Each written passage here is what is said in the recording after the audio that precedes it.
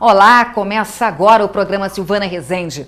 Olha, as pesquisas apontam que a crise econômica realmente chegou. Uma das provas é que a inadimplência aumentou, ou seja, tem mais gente devendo. E se as pessoas estão devendo, estão comprando menos.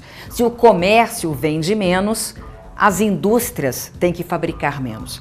E aí provoca o desemprego. E você? O que está fazendo aí no teu trabalho para segurar o teu emprego? E você que ainda não está trabalhando, como é que está se qualificando para conseguir uma colocação? E você que é empresário, como é que está levando essa situação toda dentro da tua empresa? Todos esses assuntos nós tratamos aqui no nosso programa. Falamos de mundo corporativo, falamos de oportunidades, falamos de inovação. E nós estamos ao vivo para Ribeirão Preto, através da TV+, estamos ao vivo para o mundo pela internet e também somos retransmitidos por todos os canais da NET no estado de São Paulo. Inclusive na capital, pelo canal TV Aberta, que é o canal 9.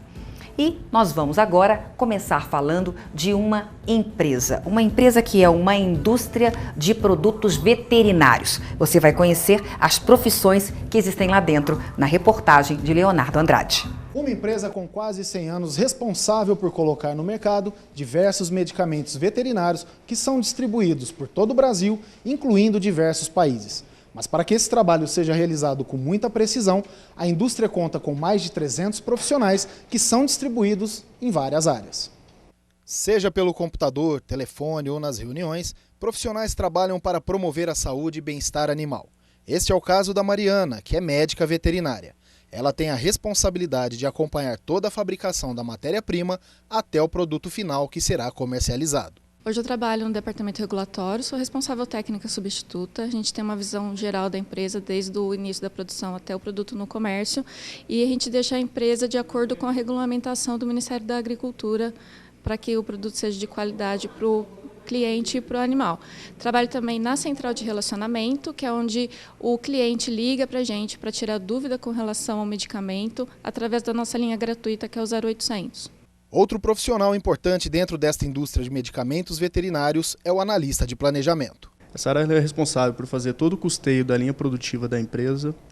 Ela é responsável por projetar os próximos anos da empresa, então a gente tem uma projeção aí, geralmente de 5 anos para frente do que a empresa quer, aonde ela quer chegar.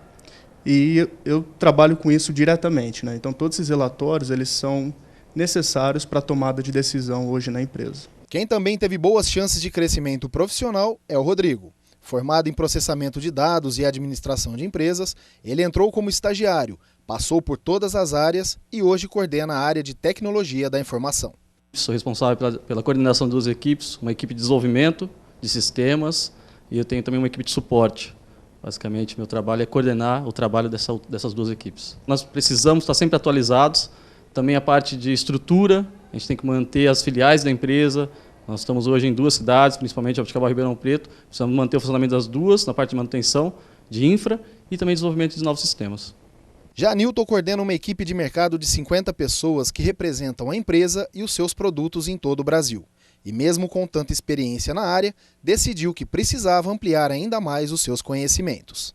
Nós cuidamos hoje de toda a comunicação da empresa com o mercado, no sentido de vender os nossos produtos e representá-los junto ao nosso consumidor final. Eu, na verdade, atuo há 27 para 28 anos nessa área de mercado e há 5 anos eu resolvi terminei uma faculdade de marketing até para aprimorar, para buscar novos conhecimentos. Aprender não ocupa espaço, tem sempre muita coisa para ser aprendida. E a faculdade é um excelente lugar até para você encontrar pessoas mais jovens, de outros ambientes, de outras atividades.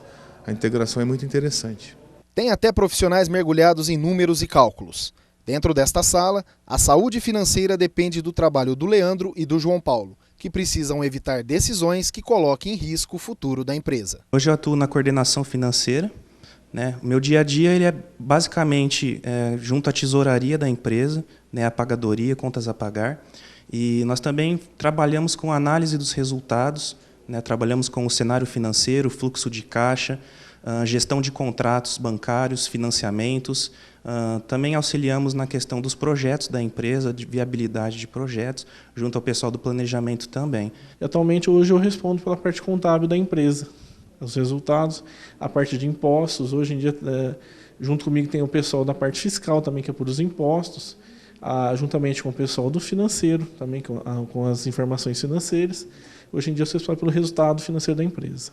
Para quem é formado em matemática pela USP, trabalhar como analista de marketing pode ser uma boa opção.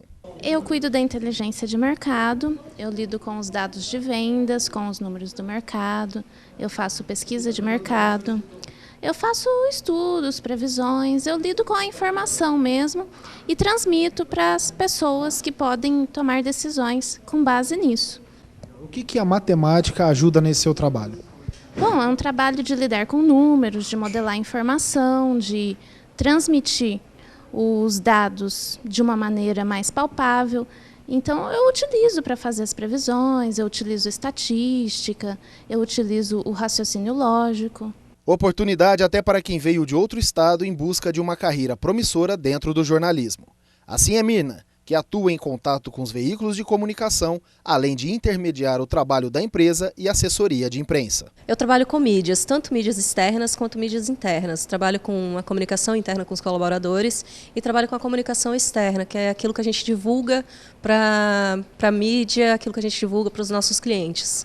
Optei pela cidade por conta do clima também, que já é muito parecido com o da Bahia, é bastante quente, e pelas oportunidades que a cidade oferecia. O que me dá orgulho de estar aqui e me sentir realizada de ter saído do meu estado é ver que a empresa, com quase 100 anos, está crescendo bastante nesses últimos tempos do marketing aqui e ver as coisas acontecendo. Então, são essas as situações que me fazem ter orgulho de estar aqui, de ter orgulho de ter saído de lá e estar na UCB. Aí, que interessante, hein? Tá vendo? Uma baianinha que veio trabalhar aqui em Ribeirão Preto. Só faltou a praia, né? Ela fala que o clima, né, a temperatura é bem igual, mas também eu sempre falo, se tivesse a praia, a gente nunca teria motivo para sair daqui, né? Então é bom que não tenha mesmo, né? Senão ia ser muito bom, né? Olha, nós estamos aqui agora com a Renata Guasti, que é executiva da área de pessoas da empresa, né? E nós mostramos aí na empresa o escritório, uma parte só, né? Com o escritório de negócios. E você, eu imagino, porque eu também não podia imaginar que tivessem tantas profissões, porque a gente imagina o seguinte, uma indústria, tem lá a indústria, a base da indústria, técnicos, profissionais mais conceituados, graduados também, mas que não tenha uma estrutura tão grande no escritório de negócios. E vocês conseguem reunir muitas profissões neste escritório. Além disso, lá na indústria, o que vocês têm? Bom, hoje em Ribeirão Preto nós temos essa unidade de negócios que está praticamente marketing, novos negócios, vendas e comércio exterior, né? A indústria, com todas as demais áreas, fica em Jaboticabal. Aí nós temos a área produtiva, a área de planejamento, a área administrativa e financeira. Nós estamos falando aqui para Ribeirão Preto, para o mundo, pela internet e também para o estado de São Paulo. Então, Jaboticabal é uma cidade próxima na região de Ribeirão Preto, mais ou menos a quantos quilômetros? 70 quilômetros. 70 quilômetros. E vocês lá, então, tem a indústria, eu te cortei, não é? Mas você tem lá a indústria e vocês conseguem a mão de obra lá mesmo ou vocês têm que buscar gente de fora? Olha, a mão de obra é sempre complicada, ainda mais qualificada, né? A cidade atende bem a necessidade de mão de obra operacional, né? Que é a maior parte dos colaboradores são operacionais ali na indústria. Então, atende bem essa parte. Mas quando é necessária uma qualificação maior, aí dificilmente a gente consegue na cidade. Aí a gente vai procurar na região, na capital e às vezes até em outros estados, né? E como é que vocês estão conseguindo? Estão conseguindo atrair? As pessoas estão buscando hoje qualidade de vida e acabam querendo sair da capital. Sim, olha, com alguns profissionais a gente consegue, com outros profissionais a gente não consegue atrair, porque senão encarece demais o custo do profissional, né? Então alguns profissionais a gente prefere desenvolver, né? Então, quando o nível mais alto do profissional, um profissional que tem uma qualificação maior, um salário maior, a gente consegue atrair e reter esse profissional. Quando já é um cargo menor, a gente desenvolve o profissional. Então, a gente acaba pegando você chama de pessoas desenvolver? O que vocês estão conseguindo fazer? Nós pegamos profissionais recém-formados, né, e formamos dentro da empresa, através de prática e também de cursos. Financiamos alguns estudos também de profissionais e patrocinamos isso para que realmente eles consigam desenvolver o trabalho, né, porque não é viável hoje buscar alguns profissionais, trazer alguns profissionais de fora. Você falou aí de investir no profissional e muitas empresas estão fazendo isso. Você é da área de gestão de pessoas. Uhum. Muitas empresas têm receio de investirem muito nos profissionais, porque depois fala, olha, a gente vai treinar, quando ele estiver perfeito, bom, outra empresa vem e pega, não é? Como é que você lá administra essa questão? Olha, eu costumo dizer assim, se eu tiver um profissional que não está bom e eu investir nele e treinar e perdê-lo, é melhor do que não treinar e continuar com ele. Né? Ele vai causar mais prejuízo. Vai causar mais prejuízo. Então, assim, retenção é sempre um desafio para todas as empresas. Mas eu acredito muito na formação de profissionais, eu acredito muito, o que tem acontecido muito é o reconhecimento desses profissionais para com a empresa. Né? Porque gera um comprometimento maior quando a empresa forma o profissional, ele tem esse reconhecimento pela empresa, gera um vínculo maior, entendeu? Então, na verdade, é uma estratégia também de retenção. Acaba sendo, sim. A gente tem uma técnica de, por exemplo, se a empresa for bancar, patrocinar o estudo de um colaborador, também fica aquele compromisso dele ficar um período dentro da empresa. Né? A gente espera que fique mais tempo, mas não é só isso que retém também. Retém justamente esse reconhecimento da empresa estar investindo na pessoa, gera uma integração maior entre empresa e colaborador e favorece a retenção. Né? Tá. Aí fora, na hora de buscar pessoas, o que vocês mais escolhem nesse momento, mais procuram? Olha, além da qualificação, né, profissional que todo mundo procura, a gente procura contratar pessoas que tenham os mesmos valores que a empresa. Né, eu acho que a conciliação de valores é muito importante. E como é que vocês detectam essa questão, uma contratação? Olha, existem técnicas para você verificar, né, os valores das pessoas, até através do coaching, né, que a gente utiliza algumas ferramentas de coaching. Temos uma psicóloga que faz as avaliações, então através de entrevista, através de testes também psicológicos, a gente tenta filtrar tudo isso e tentar contratar pessoas que realmente estejam alinhadas com os valores da empresa, porque eu acho que isso também favorece a retenção, né? Porque quando os valores não batem, a permanência do profissional na empresa fica mais complicada.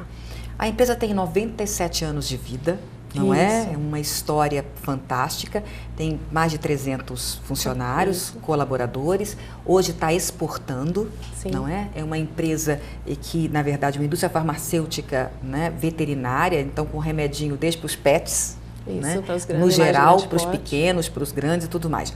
Só para a gente encerrar, nível salarial, tem um piso, até quando que pode se chegar?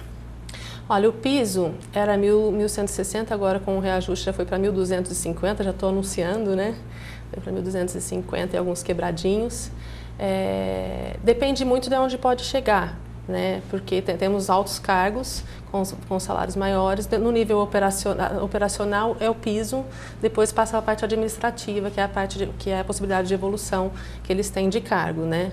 E dentro da parte administrativa, R$3.000 em média, né, até chegar nos outros cargos. Tá, e nos outros cargos o céu é o limite? Varia passa muito, dos 2 varia dígitos. muito de áreas, né, porque é o preço do profissional no mercado também, não é o mesmo de uma área para outra, então não é tudo que dá para padronizar. E depende também se você é raro ou não, se você é um profissional que não está sobrando no mercado, você acaba ganhando mais.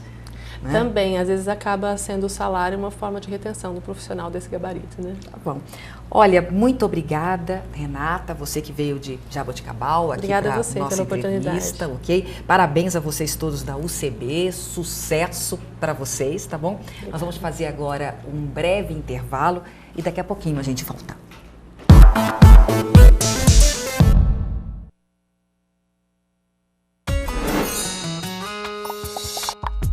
história pra contar, muita coisa pra levar.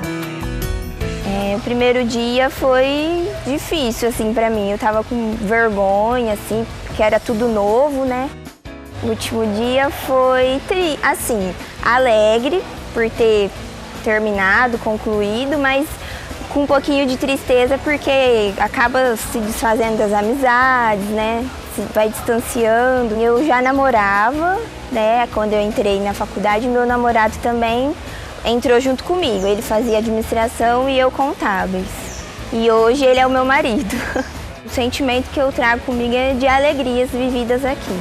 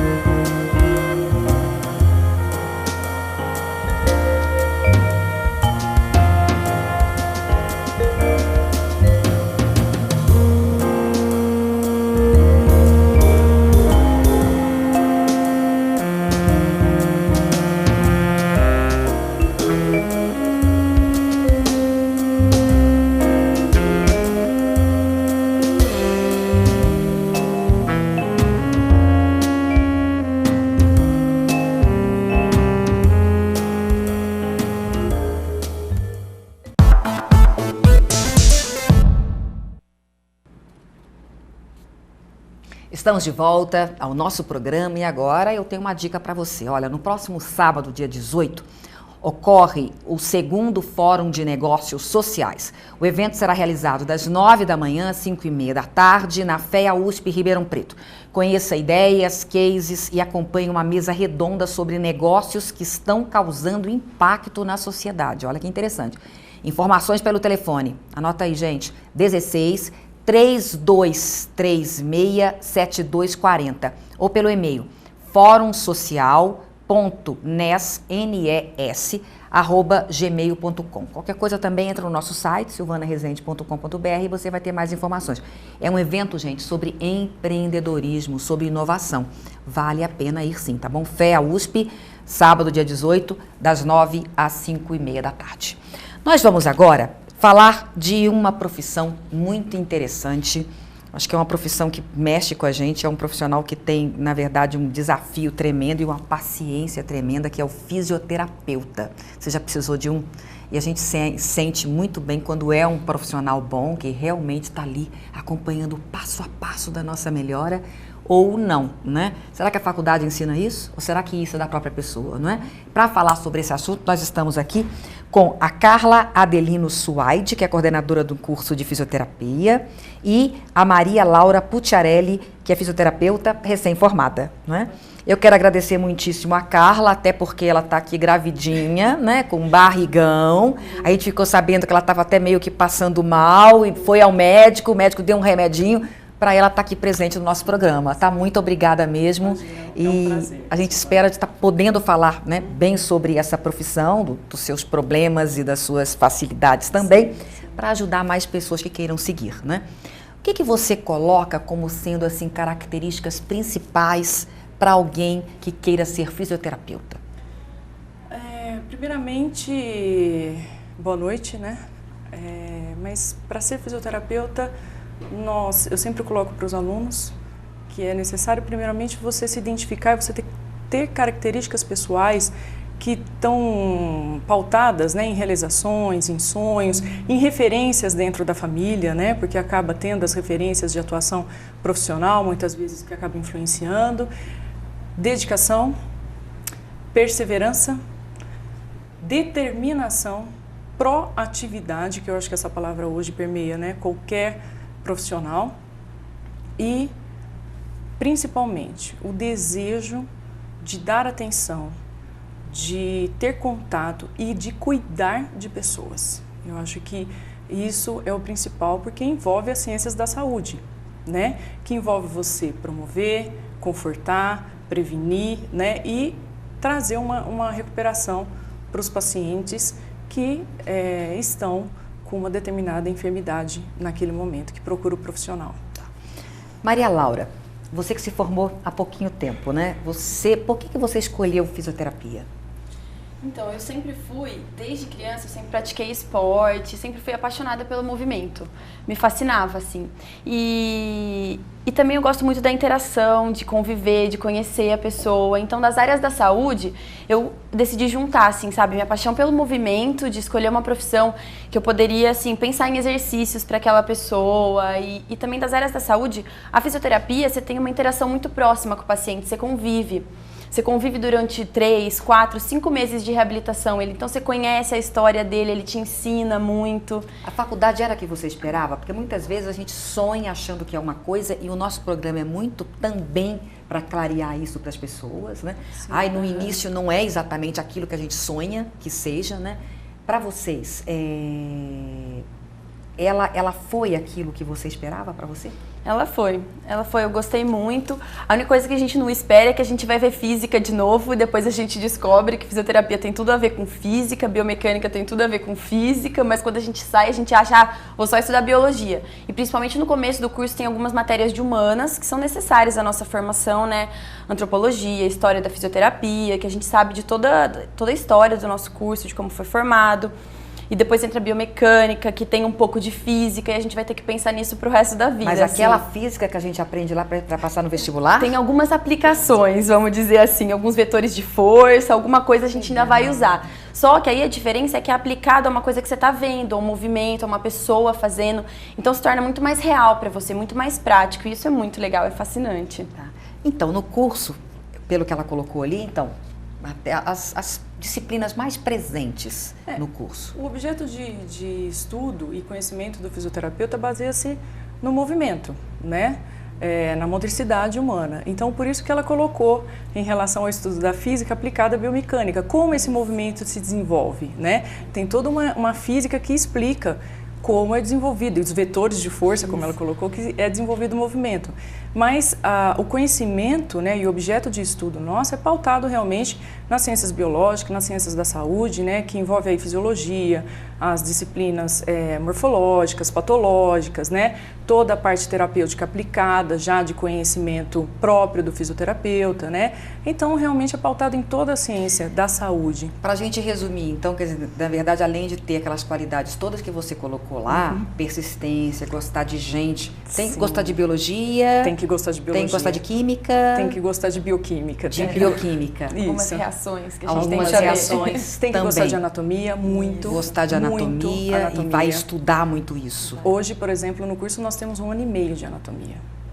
Né? É um curso que é uma profissão que é muito pautada também na anatomia para entender como são realizados os movimentos humanos. Né? Chegou pergunta pra gente, Ana Cristina de Pádua, que inclusive mandou pra gente pela internet, do Jardim Botânico. As pessoas confundem o trabalho do fisioterapeuta e do terapeuta ocupacional. Qual a diferença entre essas profissões? Realmente assim, embora o conselho até seja o mesmo, né? O nosso conselho é o Conselho Federal de Fisioterapia e Terapia Ocupacional.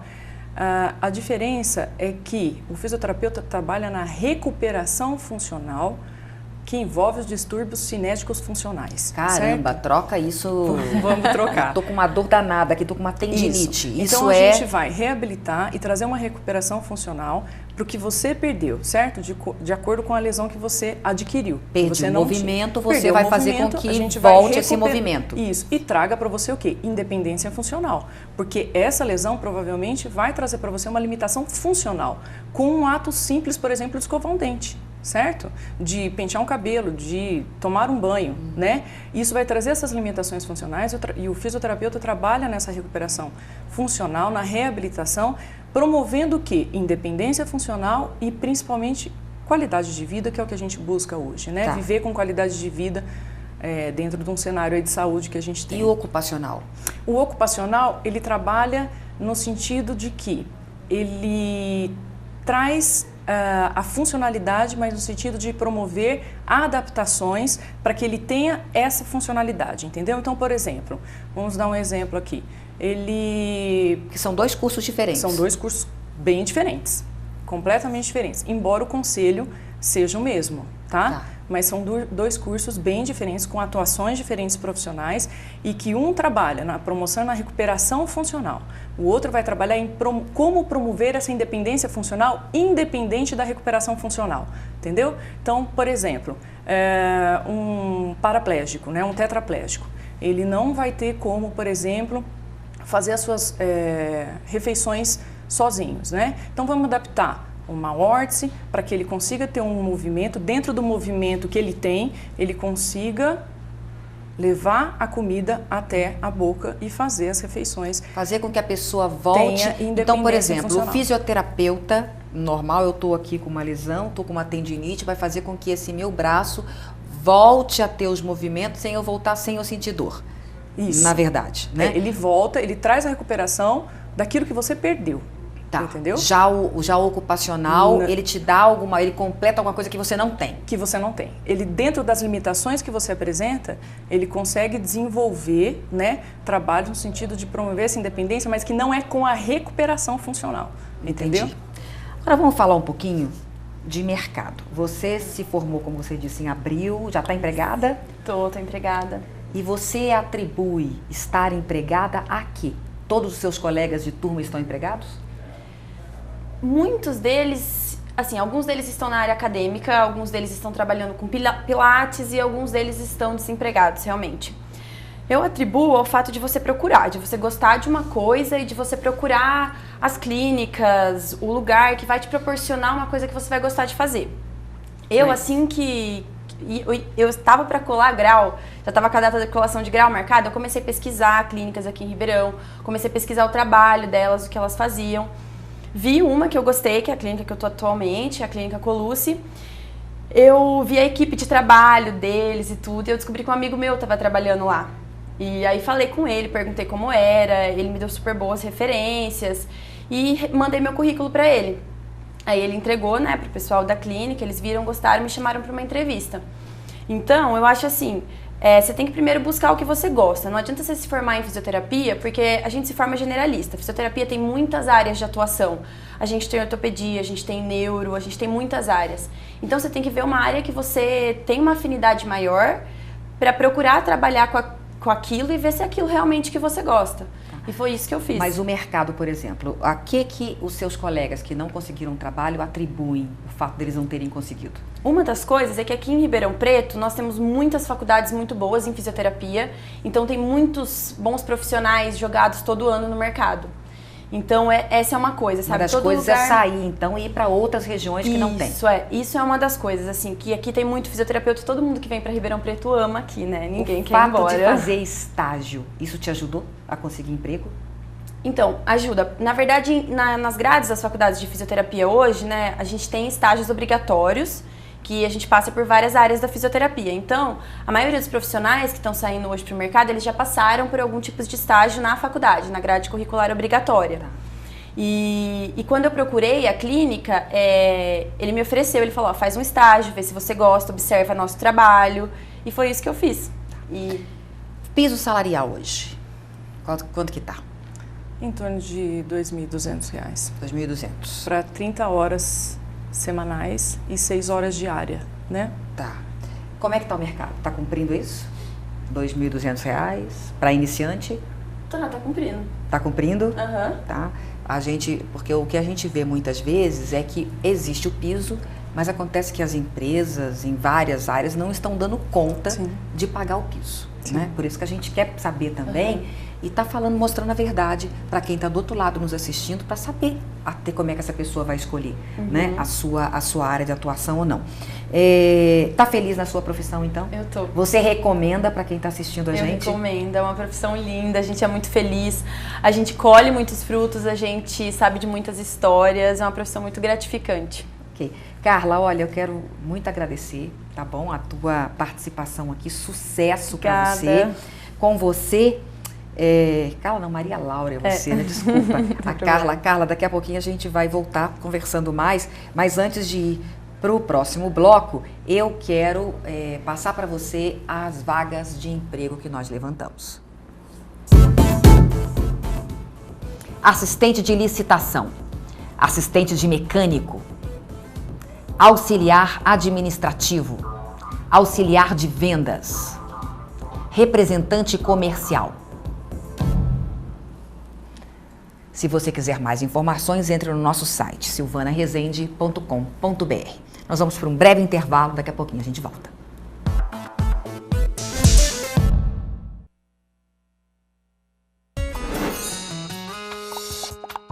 Muita história pra contar, muita coisa pra levar. Eu tenho a sensação de dever cumprido e o sentimento que eu tenho é de gratidão a todos os meus professores, que tiveram muita paciência comigo, isso eu posso garantir.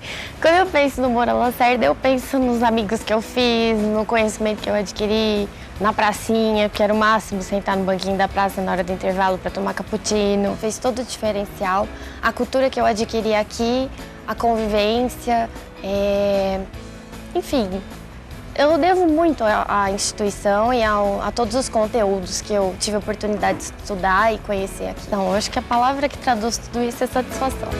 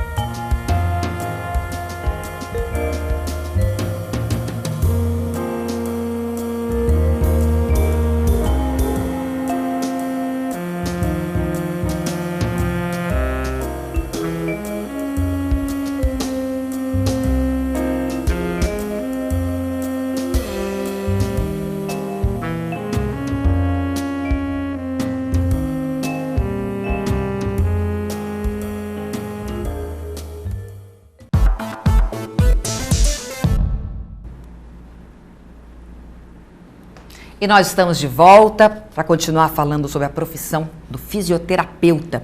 Estão aqui conosco Carla Adelino Suaide, que é a coordenadora do curso de fisioterapia em Ribeirão Preto, e agora o Alexandre Colucci, que é fisioterapeuta, tem uma clínica também na cidade.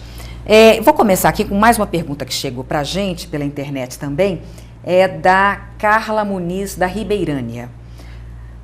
Você que está aí experiente na área também e no dia a dia na profissão, o que você considera uma vantagem e uma desvantagem da profissão? Bom, boa noite a todos. Toda profissão tem as vantagens e desvantagens, né? Então eu sou um pouco suspeito para falar. Eu sou um cara apaixonado pela profissão que eu faço. Então eu não vejo muita desvantagem. Desvantagens tem todas, né? A única desvantagem é quando você quer melhorar um paciente, às vezes a gente não consegue chegar no objetivo. Então essa é a única desvantagem que a gente vê. Não consegue porque realmente o paciente não está ajudando isso ou o problema é tão grave que não dá para se conseguir chegar? Eu acho que, às vezes, os dois casos. Pode ser que o paciente não coopere porque só a fisioterapia é uma parte, né? O paciente tem que fazer a dele. E às vezes, muitas vezes, foge da nossa alçada. Que é às vezes uma cirurgia, uma coisa assim, então a gente não consegue, a gente vai até um certo ponto, tá? A gente não consegue passar mais. Então às vezes frustra um pouquinho, né? Mas a gente acaba vendo que a gente foi até um ponto. Tem os nossos limites, Com né? certeza. Os nossos limites. Carla, conta pra gente onde um fisioterapeuta pode trabalhar. Nós vimos aqui o caso da Ana Laura, não é isso? Maria Laura, e também, no caso, o Alexandre, que trabalham numa clínica, não é? Mas em quais lugares que pode trabalhar o fisioterapeuta? Silvana, hoje no mercado de trabalho do fisioterapeuta nós temos uma visão de que não tem como mais a sociedade hoje não ter um profissional fisioterapeuta perto, porque se você for ter um olhar para a qualidade de vida, o idoso hoje, ele quer qualidade de vida e ele busca um bem-estar dentro das limitações físicas que o envelhecimento promove, né? Você tem que ter um fisioterapeuta junto com o atleta, porque não tem atleta sem lesão e a recuperação vem junto. Então, o mercado de trabalho hoje para o fisioterapeuta é muito amplo. Nós temos atuações dentro de consultórios e clínicas como profissional liberal e centros de reabilitação. A gente tem atuação dentro de hospitais, tanto em ambulatórios, né, enfermarias, UTI neonatal, UTI adulta, né, dentro do hospital. Nós temos atuação também em programas de saúde pública do governo, né? Que envolve, por exemplo, o Serviço de Atenção Domiciliar, o NASF, né, que é um programa de saúde da família, que o profissional fisioterapeuta hoje está inserido dentro de uma equipe multidisciplinar e multiprofissional, né, e isso tudo está regulamentado por essas resoluções e criações desses programas, né? A gente tem atuação em empresas, indústrias de equipamentos fisioterapêuticos que precisam da consultoria do fisioterapeuta para participação. A gente está dentro de centros esportivos, né? Então, hoje, todo centro esportivo tem que ter um fisioterapeuta que trabalha com a recuperação dos atletas. Nós estamos dentro da educação, né, no tripé da educação, que envolve ensino, pesquisa, extensão. Na área acadêmica também, na área quem quer ser acadêmica, como docente, pesquisador, como coordenador, né? Então, você tem aí uma gama de atuação no mercado profissional que hoje a fisioterapia tem, as especialidades ampliaram muito a atuação, tá? Então, eu vejo que é um mercado que está se abrindo, é promissor, tá? Porque, principalmente agora com a Olimpíadas, né? Inclusive, a gente até recebeu um e-mail solicitando o profissional fisioterapeuta para que trabalhe nas Olimpíadas, né? Então, o mercado está se abrindo demais, né? E vai precisar realmente de uma demanda para dar conta de todo esse mercado. Ok. Flávia Antunes, da Vila Virgínia, pergunta o seguinte: correr nas ruas e em parques tem crescido bastante entre as pessoas, mas antes de praticar a corrida, é importante passar por uma avaliação de fisioterapeuta? Agora é moda, né? As corridas de rua, tá chegando o verão, nós já estamos no verão, chega final do ano, todo mundo quer entrar em forma, então ficou. É interessante você passar não só por uma avaliação fisioterapêutica, como uma avaliação médica, para ver a parte cardiológica como está, mas a avaliação do fisioterapeuta hoje acaba sendo importante. Ficou muito hoje, está muito claro nas TVs, o tipo de pisada, como você pisa, como você não pisa. Isso faça com que você, fazendo uma avaliação, evita que você tenha essas dores no joelho, dor nas costas. Às vezes, muitas vezes, essas dores que a gente sente, aí a pessoa desanima. Comecei a fazer uma caminhada, fazer uma corrida com dor nas costas, parei. Então, essa avaliação ela é excelente fazer, até porque a gente vai evitar com que a pessoa tenha seus desconfortos, às vezes, né? Às vezes não é lesão, desconfortos. E geralmente a avaliação, o fisioterapeuta é melhor do que o médico nesse sentido? Porque na verdade a gente vê função. Porque eu nunca realmente tinha ouvido falar de fazer com o fisioterapeuta. Na verdade, o fisioterapeuta ele vê função, ele vê movimento. O médico ele vê as patologias. Eles querem patologia, a gente vê movimento. Então a gente vê. Ok. Alan Ferreira, dos Campos Elíseos. A fisioterapia pode ser usada na prevenção de lesões? Quem responde? Posso falar?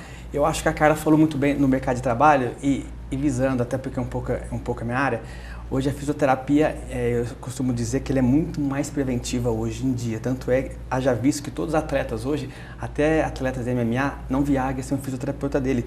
E vamos deixar claro para quem não entende, o fisioterapeuta ele não trata a sua lesão. O fisioterapeuta ele age na prevenção e ele age naquele período que o atleta não está treinando, porque o atleta de alto rendimento, até o atleta de final de semana, ele tem dores, ele tem desconforto. Então o fisioterapeuta age antes, durante e após. Então vamos deixar claro que a fisioterapia, hoje ela é muito preventiva, então acho que é uma área que cresceu muito.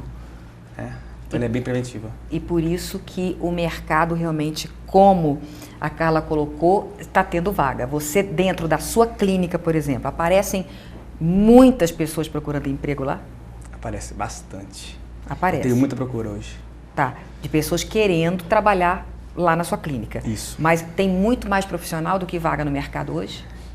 Eu acho que está equivalente. O que eu costumo deixar claro, e a Maria Laura no outro bloco deixou claro, é você saber o que você quer e especializar naquilo que você quer. Hoje em dia, no tempo da minha mãe e da minha avó, existiam os médicos clínicos gerais que faziam tudo, fiz também. Então hoje em dia acabou isso. Existe um médico que só faz ombro, existe o fisioterapeuta que só faz ombro, existe o fisioterapeuta que só trabalha com avaliação, o fisioterapeuta. Então assim, se você fazer aquilo que você quer fazer, se especializar, eu acho que tem mercado de trabalho. Tá. José Humberto Nascimento, do Jardim Irajá, tem uma pergunta seguinte: a fisioterapia hospitalar é uma área com melhor remuneração para o profissional? Não necessariamente, né? A fisioterapia hospitalar hoje, dentro, por exemplo, das unidades de terapia intensiva, A Anvisa, né, regulamentou pela RD 7 a atuação do profissional fisioterapeuta e isso veio respaldar, né, com relação a turnos de trabalho e a colocação do fisioterapeuta dentro da unidade de terapia intensiva, por exemplo, né, que tem que ter um fisioterapeuta para cada 10 leitos, né, em turnos de 6 horas. E isso tudo fortalece a atuação do fisioterapeuta dentro da unidade hospitalar, que não é só a terapia intensiva, mas dentro das enfermarias, por exemplo, a gente também tem, né, a necessidade do fisioterapeuta dentro hoje na obstetrícia, né, com a promoção do parto humanizado, né, da atuação do profissional fisioterapeuta, que é uma área nova, né? Então vem abrindo, então. Vem espaço. abrindo, e é por isso que eu coloquei que o mercado de trabalho realmente ele está se abrindo e vai realmente precisar de profissionais qualificados. A gente tem que colocar isso, né? Que com especialização, com experiência, que saiba mais, né? Alexandre, se uma pessoa quiser, por exemplo, não tem vaga numa clínica, não conseguiu trabalho, ela pode, como autônoma, fazer o trabalho de fisioterapeuta? Como autônomo, ela pode. A fisioterapia hoje não consegue, as pessoas mesmo formadas e não formadas, elas não conseguem fazer estágio não remunerado. O nosso conselho não deixa. Então, a pessoa pode, como autônomo, tendo os seus registros certinho, né? Ela consegue trabalhar. Por exemplo, vai na casa das pessoas. Consegue. Hoje é um outro mercado. Um outro mercado. É um outro mercado, né? Também, de atendimento domiciliar. Agora, em média, para quem está assistindo, só para a gente ter, nós falamos de piso, nós falamos de valores de mercado. Hoje, uma sessão de fisioterapia, em média, quanto custa? É complicado se você falar, porque depende de clínica para clínica. Depende Isso, mas de tanto a tanto? Eu acho que ela hoje está, pelo menos, ela varia de 80 a 150 reais uma sessão hoje de fisioterapia. E dependendo, em média, quantas sessões se precisa? Também variando, eu sei que dependendo do problema, mas em média... fisioterapia, vamos falar uma fisioterapia convencional, de 10 a 12 sessões, eu acho que essa é a média para a gente começar a ver evoluções. Tá. E se você faz um bom trabalho, aí vai o boca a boca, não é isso? E vai passando o teu nome para outras pessoas, que é dessa forma, né? Com carinho, com persistência, respeito. Né? Com respeito ao paciente. Gente, muito obrigada pela entrevista, tá? Parabéns pela profissão de vocês, porque é uma profissão realmente admirável, tá? Parabéns e sucesso. Gostaria de parabenizar todos os profissionais fisioterapeutas, né? Que ontem nós completamos 45 anos de história, né? Da profissão. Foi dia 13 de outubro. Então, gostaria de parabenizar todos os colegas, né, e profissionais fisioterapeutas pela data. Legal. Olha, nós estamos recebendo mais perguntas, mas agora não dá tempo para a gente fazer. Se você quiser, mande para o nosso site.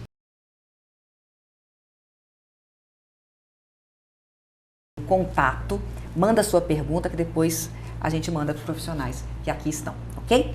Muito obrigada a vocês. Obrigado então. Agora eu quero passar para vocês as vagas de emprego que nós levantamos para você. Esteticista, operador de telemarketing, projetista de móveis, padeiro confeiteiro, recepcionista. E se você quiser mais informações, é só entrar no nosso site, silvanaresende.com.br. Vamos para um rápido intervalo, daqui a pouquinho a gente volta.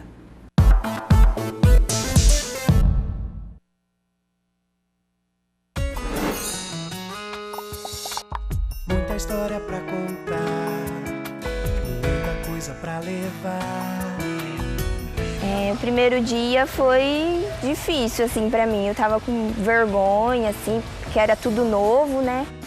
O último dia foi, assim, alegre por ter terminado, concluído, mas com um pouquinho de tristeza porque acaba se desfazendo das amizades, né?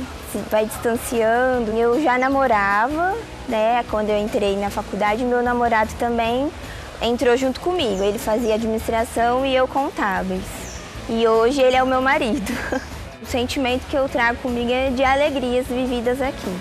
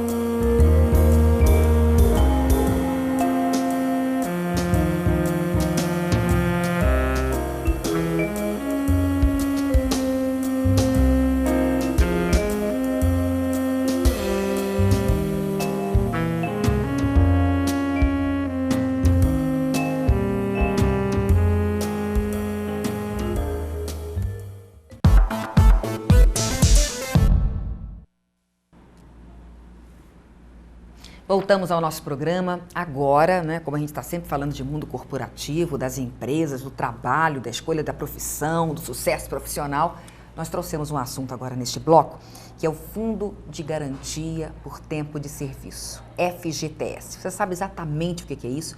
Para que é, não é? E para explicar para a gente, nós estamos aqui com o entrevistado, o advogado, especialista nessa área, Ricardo Estevão.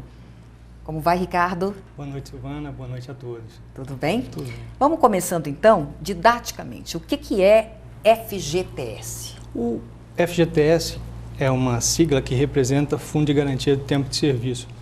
E ele foi instituído, lá na década de 60, com a finalidade de substituir o regime de indenização por tempo de serviço. E a ideia é a seguinte, em nome de cada trabalhador, é aberta uma conta no banco, uma conta vinculada, na qual o empregador efetua mensalmente o depósito de uma determinada quantia calculada sobre a remuneração que aquele trabalhador teve no mês anterior. A soma de todas as contas de todos os trabalhadores que atualmente estão concentradas na Caixa Econômica Federal e dos saldos existentes nessas contas, compõem o fundo, que é o Fundo de Garantia por Tempo de Serviço.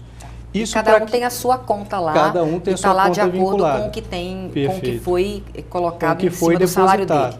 Tá, sempre o empregador, ou seja, o empresário, o patrão, é que guarda, vamos dizer assim, isso. Né, isso um valor todo mês. Isso é uma obrigação do empregador, que ele não desconta nada do trabalhador, ele efetua o depósito calculando um determinado percentual sobre a remuneração desse trabalhador do mês anterior. Isso para que, em uma situação de necessidade desse trabalhador, quando ele é dispensado, sem motivo justo, um motivo de doença, ele está passando por alguma necessidade, ele ter alguma reserva que ele possa sacar, de acordo com o que determina a lei, para poder arcar com seus compromissos. Vamos agora, então, à primeira pergunta que nós levantamos nas ruas. Quem tem direito ao FGTS? Perfeito. O FGTS, quem tem direito a participar desse regime é o empregado, aquele assim classificado pela Consolidação das Leis do Trabalho, que tem um contrato por prazo determinado ou indeterminado. Vai entrar nesse bloco aí o trabalhador temporário, o atleta profissional, nós vamos ter também o trabalhador avulso e tem duas situações. O avulso também. O avulso Mas também. o avulso, no caso, é ele que vai recolher, que vai depositar esse valor. O avulso, como ele tem uma situação peculiar, um contrato diferenciado, quem deposita é o tomador de serviço, uma terceira figura nessa relação, porque é um contrato bem peculiar. Tá.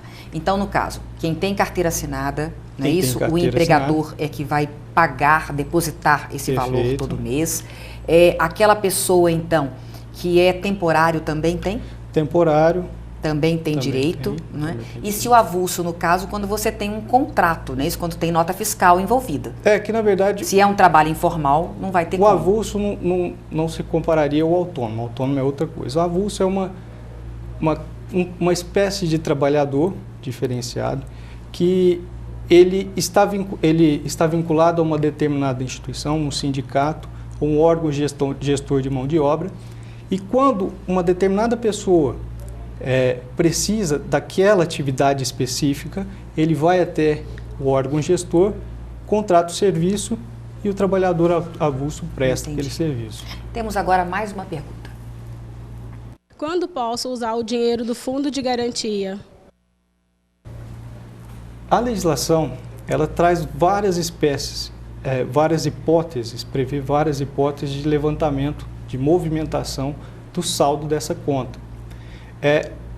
São cerca de 17 e as mais comuns, por conta do tempo não dá para falar de todas, a gente vai ter aí, quando o empregado ele é dispensado sem justa causa, ele pode efetuar o saque da conta dos depósitos do período daquele contrato de trabalho.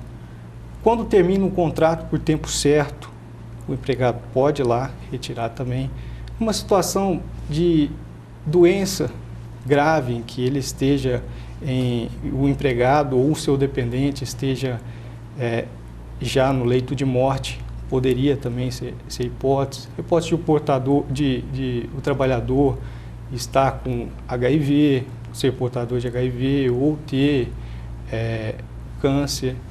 Tem várias determinadas modalidades então. Até mesmo para compra, para moradia, para fins de moradia, para comprar um imóvel, tudo dependendo das peculiaridades de cada situação. Tá. Tem uma pergunta que chegou do Júnior César, do Jardim Paulista.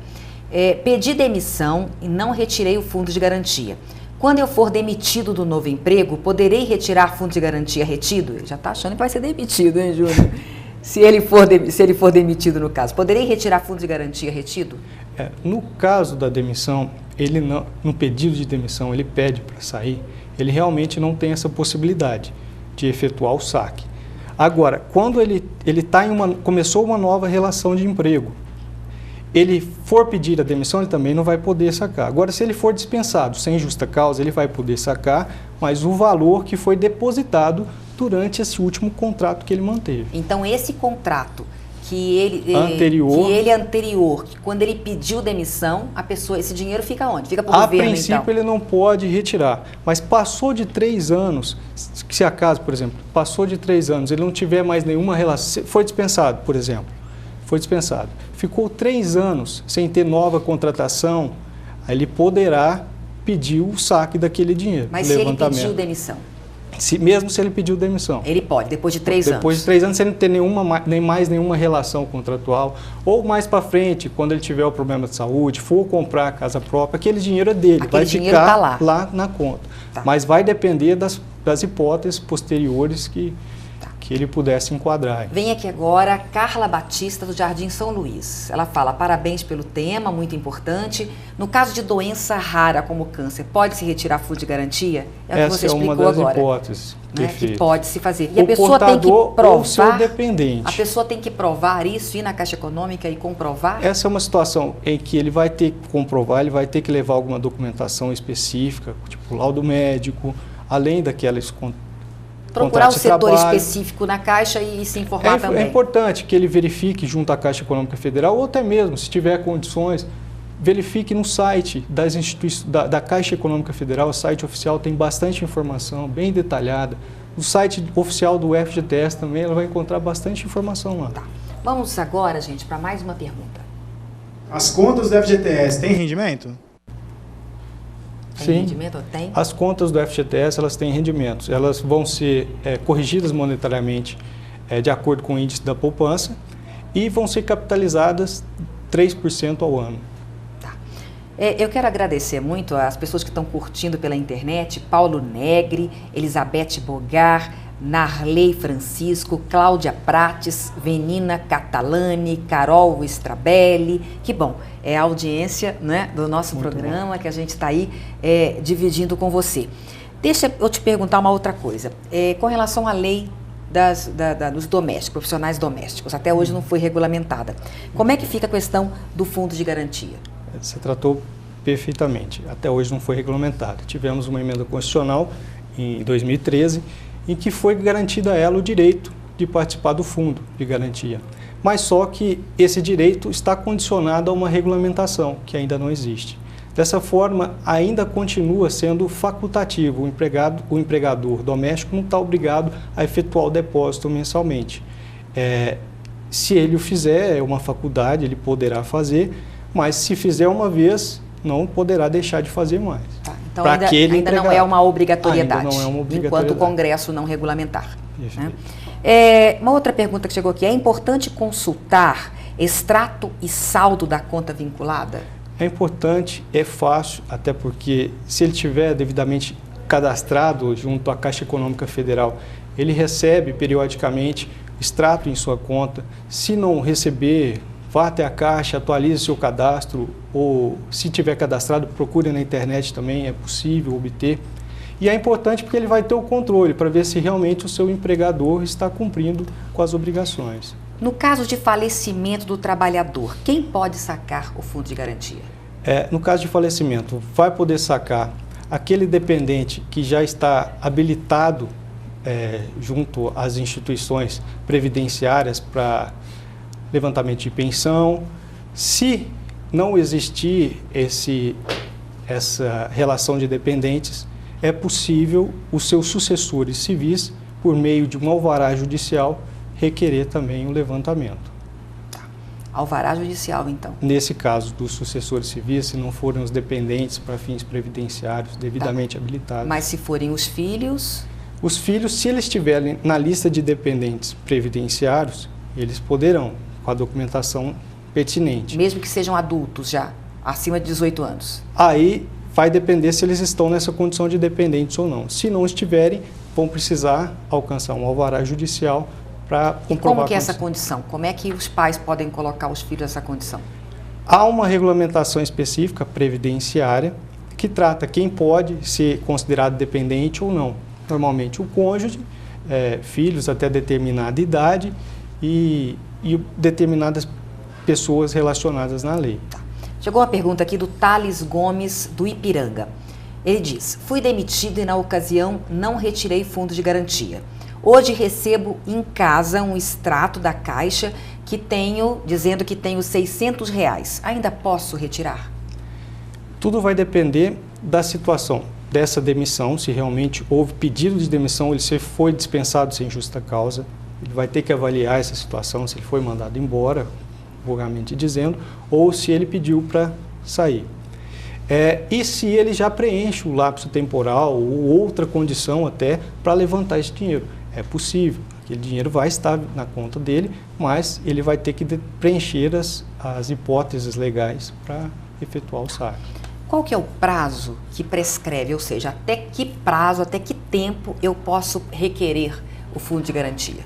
Na verdade, para levantar, para sacar o fundo, não há um prazo pré-determinado. Há as hipóteses legais, você preencheu os requisitos, você pode ir lá e tirar. O que se fala muitas vezes da prescrição é quando, por exemplo, o empregador ele não efetua esse depósito, por quanto tempo o empregado terá para reivindicar isso. Então, normalmente ele terá constitucionalmente 2 anos para propor a ação, reivindicando aí um lapso temporal que pode chegar a 30 anos. Nesse caso, quando o empregador não deposita lá o fundo de garantia, o que a pessoa pode fazer? O que o colaborador, o funcionário pode fazer? Se ele constatar isso, ele pode ir até um órgão regional do Ministério do Trabalho e Emprego, que é o responsável para fiscalizar os depósitos, a regularidade dos depósitos do FGTS. Também, dependendo da situação, pode intentar uma ação, ingressar uma ação judicial, pleiteando esse recebimento, os depósitos, o dinheiro referente aos depósitos. Tá. Tem um tempo mínimo que a pessoa está trabalhando? A pessoa trabalhou apenas 6 meses na empresa e foi demitido, ou trabalhou 3 meses e foi demitido. Ela tem direito? Tem um tempo? Sim, se for a hipótese de dispensa sem justa causa, ela vai ter a qualquer tempo. Porque ela começou a trabalhar, no mês seguinte, o empregador já é obrigado a efetuar o depósito referente ao mês anterior. Aplicando os índices legais sobre a remuneração do mês anterior, alcançando o valor e aplicando isso na conta. Se ela for dispensada por término do contrato, por exemplo, ainda está em contrato de experiência, que vai até pode ir até 90 dias, terminou esse período, ela poderá ir lá e sacar o dinheiro. Nós conversamos aqui com o Dr. Ricardo Estevão. Muito obrigada pela entrevista, pelos esclarecimentos. E se você tiver mais dúvidas, então é só entrar em contato também com o nosso site, silvanaresende.com.br, e mandar sua pergunta, que a gente envia para o Dr. Ricardo também e ele responde para a gente, não é? E a gente pode mandar depois para você. Muito obrigada, ok? E a você uma boa noite e até o próximo programa.